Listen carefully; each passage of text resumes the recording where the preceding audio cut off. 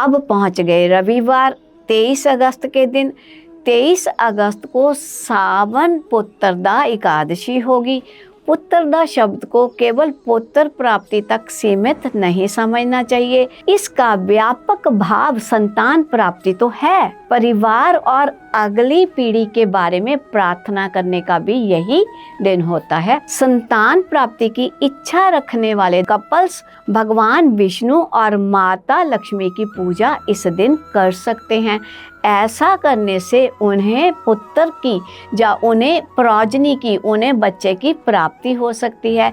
लेकिन पूजा के साथ साथ आवश्यक मेडिकल गाइडेंस को जारी रखना भी उतना ही ज़रूरी रहेगा।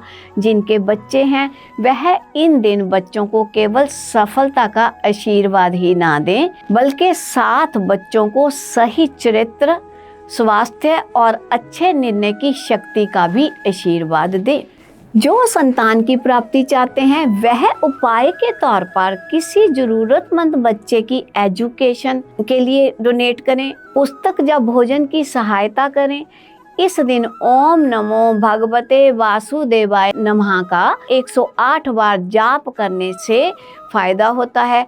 इस एकादशी का लाभ है परिवार के भविष्य के प्रति जिम्मेवारी उठाना शुरू कर देते हैं, बच्चों के साथ इमोशनल कनेक्शंस बनते हैं और अपनी इच्छाओं की पूर्ति भी हम कर सकते हैं। सोमवार 24 अगस्त सावन का चौथा और अंतिम सोमवार होगा।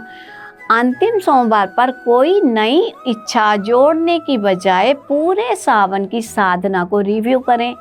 अपनी डायरी खोलें और देखें क्या आपका क्रोध थोड़ा कम हुआ था, क्या आपने मंत्र जाप नियमित किया था, क्या आपने किसी पुरानी की सहायता की इन दिनों, क्या आपने पुरानी कोई बुरी आदत छोड़ी भी है, डेली शिवलिंग पर जल चढ़ाया भी है और ओम नमो शिवाय का जाप क्या आपने रेगुलर रखा, और आपने जो इस समय कोई कुछ प्राप्ति की उसके लिए अपने आप को धन्यवाद भी देना होगा। इस दिन का मुख्य लाभ है साधना को टेम्परेरी उत्साह से ना करें बल्कि परमानेंट हैबिट में बदलना होगा। महादेव से प्रे करें जो शुभ परिवर्तन सावन में आरंभ हुआ वह सावन के बाद भी बना रहे। मंगलवार 25 अगस्त को चौथा मंगला गौरी व्रत और भूम प्रदोष दोनों होंगे। वाराणसी में प्रदोष पूजा का समय शाम 6:24 से रात के 8:39 तक रहेगा। भौम मंगल ग्रह का नाम है। मंगल हमारी एनर्जी, करेज, प्रॉपर्टी, एक्शन और संघर्ष करने की क्षमता का प्रतीक है। लेकिन असंतुलित मंगल जल्दबाजी, गुस्सा, विवाद और कठोर भाषा के रूप में प्रकट हो सकता है। सुबह माता गौरी की पूजा करें और शाम को प्रदोष काल में भगवान शिव की पूजा करें। शिवलिंग पर जल चढ़ाकर 108 बार ओम नमो शिवाय का जाप करें। इसके बाद अपने दोनों हाथों को जोड़कर प्रेयर करें कि हे महादेव, मेरे क्रोध को साहस में, जल्दबाजी को अनुशासन में और संघर्ष को सही कर्म में बदल दीजिए। जिन लोगों के जीवन में debt, property disputes, work place conflicts हैं या परिवारों में टेंशन चल रही है वह भगवान शिव के आगे प्रे करते हुए ब्लेसिंग मांगे। वह इन प्रॉब्लम को कम करने के लिए इस दिन एक प्रैक्टिकल स्टेप भी तय कर सकें। किससे बात की जा सकती है जिससे उन्हें हेल्प मिले और कौन सा डॉक्यूमेंट वह पूरा कर सकते हैं, इसके बारे में भी प्रेयर करते हुए ब्लेसिंग्स लें, यहाँ तक के गाइडेंस लें। इतना भीतर से जुड़ते हुए फील करें कि आपको भगवान शिव से गाइडेंस मिल रही है और किस बात पर आप आने अपनी भाषा पे नियंत्रण रखना है, इस बात के लिए भी भगवान शिव की गाइडेंस लें। भूम प्रदोष का वास्तविक लाभ क्या है? शक्ति को सही डायरेक्शन देना।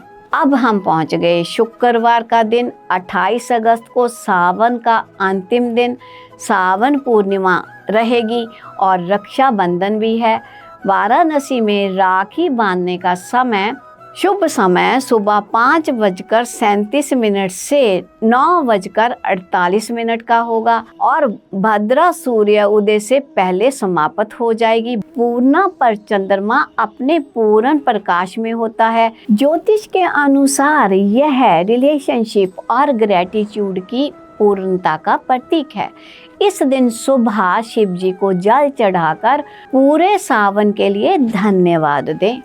रक्षाबंधन केवल भाई बहन की रक्षा का वचन नहीं होना चाहिए, एक दूसरे के लिए डिग्निटी, फ्रीडम और कठिन समय में साथ देने का संकल्प भी इस दिन लेना होगा। राखी बांधते समय भाई की लंबी आयु के लिए नहीं, बल्कि उसके लिए सही बुद्धि, अच्छा स्वास्थ्य और अच्छे कर्मों की प्रार्थना भी अपने भाई के लिए करें। यह दिन गायत्री जयंती और कुछ परंपराओं में वरलक्ष्मी व्रत के साथ भी जुड़ा हुआ है, इसलिए गायत्री मंत्र का 24 बार या 108 बार भी जप किया जाए तो फायदेमंद रहेगा।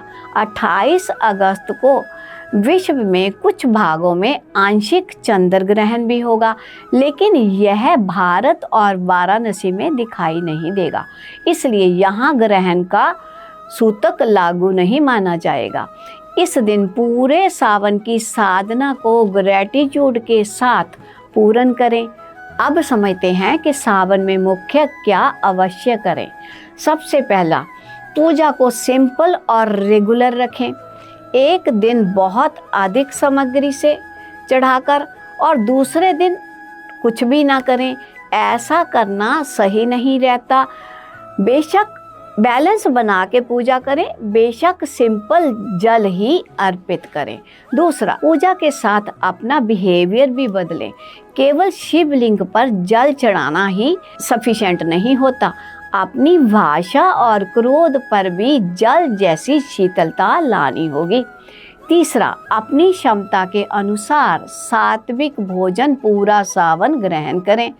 व्रत का अर्थ शरीर को दंड देना नहीं, बल्कि इच्छाओं और आदतों पर संयम करना है। फोर्थ पॉइंट क्या रहेगा, सावन में सेवा अवश्य जोड़ें। भोजन दान, पशु पक्षियों के लिए पानी, किसी बच्चे की पढ़ाई की सहायता और किसी वृद्ध व्यक्ति की हेल्प की जा सकती है। पांचवा, गंगा और घाटों की स्वच्छता का ध्यान रखें। पूजा सामग्री, प्लास्टिक, कपड़े, बॉटल्स या कागज गंगा में ना डालें। छठा, काशी विश्वनाथ मंदिर या किसी भी बड़े मंदिर में स्थानीय प्रशासन और मंदिर के नियमों की पालना करें। भीड़ में धक्का देकर किया गया दर्शन शांति नहीं देगा। सातवां, कठोर उपवास अपने स्वास्थ्य के अनुकूल ना हो तो फलाहारी रहें या सामान्य सात्विक भोजन जैसे पहले बताया गया वह करें। अपनी नियमित दवा और पानी ना छोड़ें। श्रद्धा का माप भूख सहने से नहीं, केवल अंदर की श्रद्धा से होता है। पूरे सावन के लिए एक मुख्य संकल्प जरूर रखें। मन को 10 दिशाओं में बांटने की बजाय एक ट्रांसफॉर्मेशन पे ध्यान दें। अब सावन में क्या ना करें। सावन में नशा, मांसाहार, हिंसा, छल, कपट, बिना बात का क्रोध ना करें और अपमानजनक भाषा से बचें। दूध, दही, शहद या अन्य खाद्य पदार्थों की अति अधिक बर्बादी ना करें। भगवान तो भावना देखते हैं, क्वांटिटी या वस्तु नहीं। जीवित सांपों को दूध ना पिलाएं और किसी भी पशु का नुकसान ना करें। नदी में प्लास्टिक या पूजा सामग्री जैसे पहले बात की वह ना फेंकें। बीमारी या कमजोरी के बावजूद केवल दिखावे के लिए कठिन व्रत ना करें। और सबसे महत्वपूर्ण बात, ग्रहण, दोष, राहु केतु या काल सर्प के नाम का भय ना फैलाएं। पूजा का उद्देश्य व्यक्ति को भय मुक्त करना है, भयभीत करना नहीं। याद रखिए, सावन का अधिकतम लाभ 5 बातों से मिलता है: जल, जप, संयम, सेवा और स्वभाव में परिवर्तन। इस सावन आप क्या छोड़ना चाहते हो और क्या अपनाना चाहते हो? कमेंट में अपना संकल्प लिखिए और आप किस स्थान पे रहते हो और क्या आप वहाँ के सावन की तिथियों और समय के बारे में जानना चाहते हो तो वह भी आप साथ में लिख सकते हो।